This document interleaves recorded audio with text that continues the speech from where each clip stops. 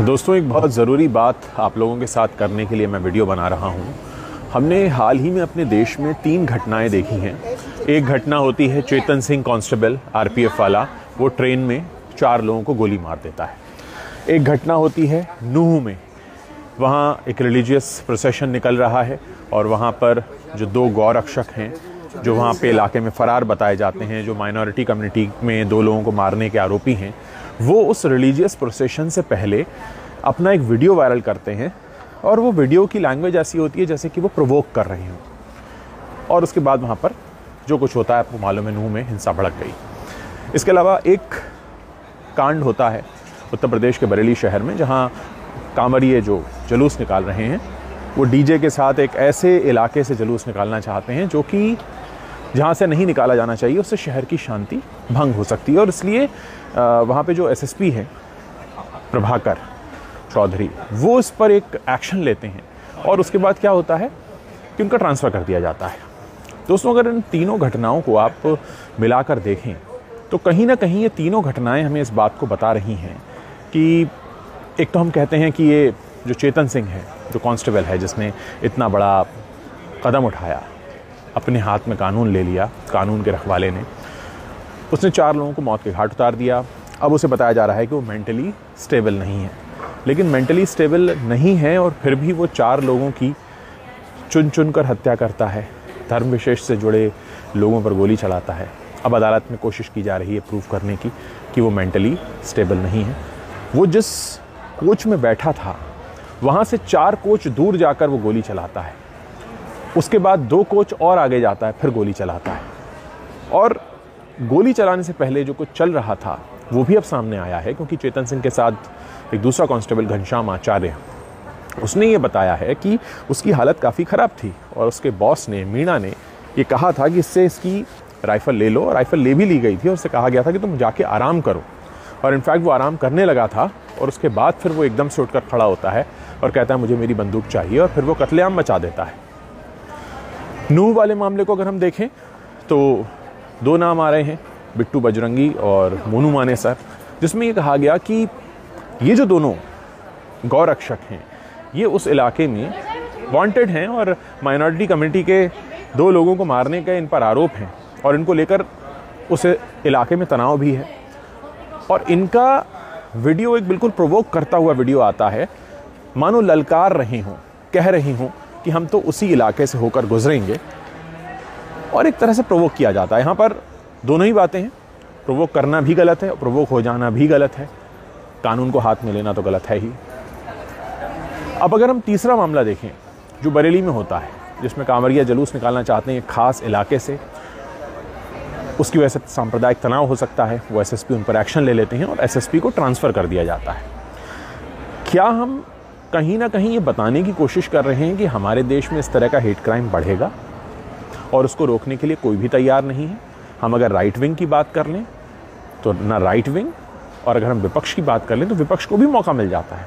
तो ये एक ऐसा मामला है जिसमें दोनों ही पक्षों को लगता है कि हाँ, ये एक मौका होगा हमारे लिए धर्म के बारे में बात करने का।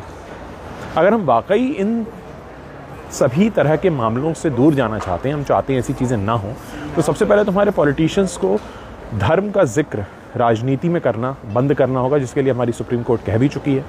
जब तक हमारे पॉलिटिशियंस धर्म को राजनीति से जोड़कर देखते रहेंगे, दोस्तों, दुख की बात है कि इस तरह के इंसिडेंट्स होते रहेंगे, क्योंकि इस तरह के इंसिडेंट्स को पॉलिटिकली कैसे इस्तेमाल करना है ये दोनों ही पक्ष के लोग अच्छे से जानते हैं।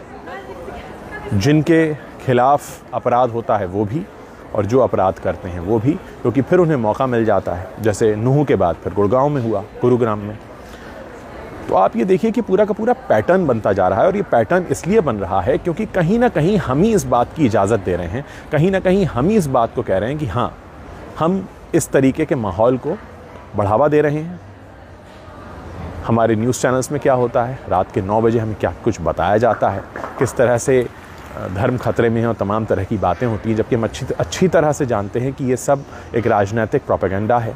लोग धर्म के नाम पर बात करते रहें, भिड़ते रहें और इस तरह के इंसिडेंट्स होते रहें। अब आप देखिए ना, देश में विकास की और डेवलपमेंट की बात नहीं हो रही है, जिक्र हो रहा है मणिपुर का, जिक्र हो रहा है नूह का, जिक्र हो रहा है आरपीएफ वाले कांड का, जिक्र हो रहा है राजनीति का, गंदी राजनीति का। और शायद इसकी ज़रूरत भी है क्योंकि 2024 में चुनाव होने हैं।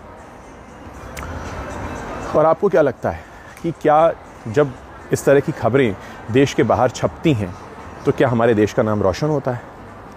आज पूरी दुनिया में बातें हो रही हैं मणिपुर को लेकर, आरपीएफ वाला जो कांड हुआ है उसको लेकर, और भारत की एक इमेज ऐसी बन रही है कि हाँ, यहाँ धर्म के आधार पर राजनीति होती है, धर्म के आधार पर इस तरीके के बहुत से कांड होते हैं।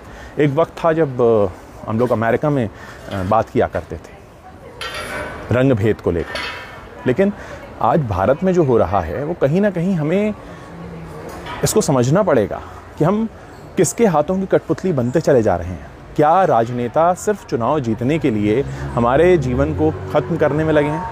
आने वाले दिनों में अगर हम सिर्फ धर्म पर आधारित राजनीति करते रहे तो माफ़ कीजिएगा, कुछ भी नहीं बचेगा, क्योंकि धर्म एक ऐसा मुद्दा है जिस पर आप बहुत लंबे समय तक बहस कर सकते हैं, एक दूसरे को नीचा दिखाने, एक दूसरे को असुरक्षित बताने, इसको लेकर। उस कांस्टेबल ने अपनी बंदूक से जो किया उसके लिए उसके दिमाग में कितने दिनों से न्यूज़ चैनल अब जहर भर रहे थे, जिसके बाद उसने एक ऐसा स्टेप लिया। और अब आप उसे मेंटली स्टेबल नहीं है कहकर शायद बचा भी लेंगे। और कहीं ना कहीं अगर हम प्रभाकर चौधरी वाला उदाहरण देखें कि एक एसएसपी जो सांप्रदायिक तनाव को रोकना चाहता था, उसका खुद का ट्रांसफ़र कर दिया गया, जो कि एक टॉपर रहा है यूपीएससी का, एक काबिल अफसर है, उसके बारे में कहा जाता है कि डिसिप्लिन बहुत कड़ाई से वो पालन करता है। आप एक ऐसे पुलिस वाले को सज़ा दे देते हैं जो सांप्रदायिक तनाव रोकना चाहता है। एक दूसरा पुलिस वाला है जो संप्रदाय विशेष के लोगों पर गोली चलाता है। और फिर ये नूह वाला मामला है जहाँ पर धर्म पर आधारित राजनीति इतने खुले तौर पर होती है कि उस तरह का वीडियो पहले वायरल किया जाता है। हालांकि ये किसी भी तरीके से सही नहीं कहा जा सकता कि अगर कोई प्रोवोक कर भी रहा है, किसी को भी अधिकार है किसी भी रास्ते से होकर जाने का, लेकिन एक तरीका होता है। तो क्या ये सब कुछ पहले से प्लान किया जा रहा था? क्या ऐसा माहौल बनाया जा रहा है? क्या हम ये बताना चाहते हैं कि अब ऐसा होगा और होता रहेगा और हम इसके लिए खुद को तैयार कर रहे हैं क्योंकि चुनाव आने वाले हैं और चुनाव के दौरान ऐसी चीज़ें होंगी ताकि राजनीति करने का मौका मिले? अब आप सोचिए, इस तरह के कांड सिर्फ और सिर्फ राजनीति को बढ़ावा देते हैं, धर्म आधारित राजनीति। हालांकि सुप्रीम कोर्ट कई बार कह चुका है कि जब तक राजनीति से धर्म को हम खत्म नहीं करेंगे, जब तक हम राजनीति से धर्म को ख़त्म नहीं करेंगे, इस तरह के इंसिडेंट्स होते रहेंगे। दोस्तों, नूह में हुई हिंसा हो या मणिपुर में जो जातीय संघर्ष हुआ है वो हो, या आरपीएफ के जवान ने जो गोली चलाई है वो हो, या फिर बरेली के एसएसपी का तबादला हो, ये सब घटनाएं एक दूसरे से जुड़ी हैं। और दुख की बात यह है कि बहुत जल्द चुनाव आने को हैं और हमारे देश के भ्रष्ट राजनीतिकों को ये सारे टॉपिक्स मिलते चले जा रहे हैं।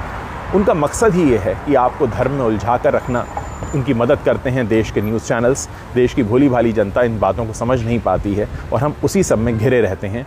हम फिर बात ये नहीं करते हैं कि टमाटर के भाव क्या हैं या पेट्रोल के भाव क्या हैं, फिर हम बस मंदिर मस्जिद करते रहते हैं। दोस्तों, इसमें हमें बहुत समझने की ज़रूरत है कि खेल कौन खेल रहा है, किसके साथ खेल रहा है और इसमें खिलाड़ी कौन है और तबाह कौन हो रहा है। आप अपने जो भी विचार रखते हो इस वीडियो के नीचे मेरे साथ ज़रूर शेयर कीजिएगा।